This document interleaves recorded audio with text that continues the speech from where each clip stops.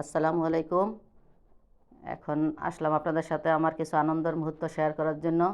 এখন রাত্র 11:30 বাজে। চিন্তা করলাম একা কেন উপভোগ করবো আনন্দগুলো, আপনাদের সাথেও শেয়ার করি।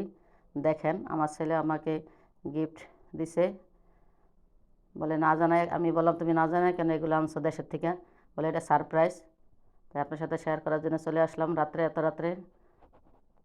বন্ধু দিয়ে এগুলো কিনে আনছে, ডিজিটাল প্রিন্ট। দেশে এখন নতুন বের হয়েছে। আমার অনেক পছন্দ, কিন্তু কী করবো, তিন তিন বছর হয়েছে দেশে যাই না। আর অন্য মানুষ যত এগুলো আনানো যায় না। সেই বন্ধু দিয়ে বন্ধু দেশে গেছে, কেটাতে জানি কিনে আনাইছে আমাকে, মাকে গিফট দিবে। এই যে বিছনা চাদর, সাথে বালিশের সার। কেমন হয়েছে দেখেন।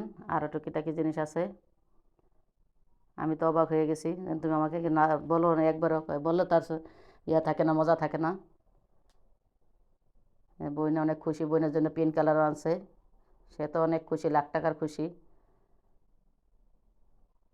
আসলে টাকা, অনেকে টাকা রুজি করে, টাকা রোজগার থাকলেও করলেও মন থাকে না।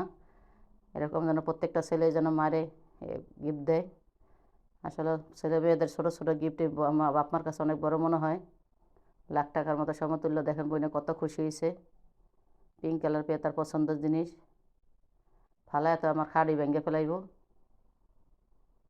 বলি যেন 11:30-12টা বেজে গেছে, ফালাইও না, কেয়ার কথা কে শোনে। সে মহা খুশি। আমার জামা কাপড়গুলা সে ছিটায় ছিটায় ফেলাই দিতেছে।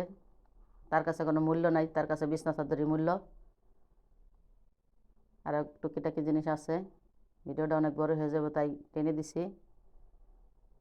আমার আছে আরেকটা মূল্যবান জিনিস, সাথে থাকেন দেখবেন। দেশে তো মন চাইলে তো আনানো যায় না, কারণ মানুষ নিজেরা না গেলে তো এগুলো অন্য মানুষদের তো মাল আনানো যায় না। তারপরেও ধন্যবাদ যে বন্ধু এনে দিছে আর যে কেনাকাটা করে দিছে।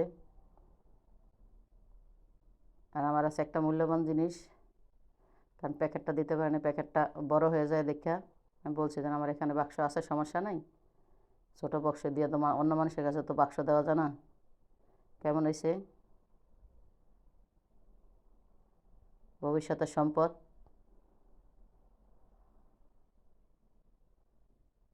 সবই ছেলের ভালোবাসা, ছেলের গিফট।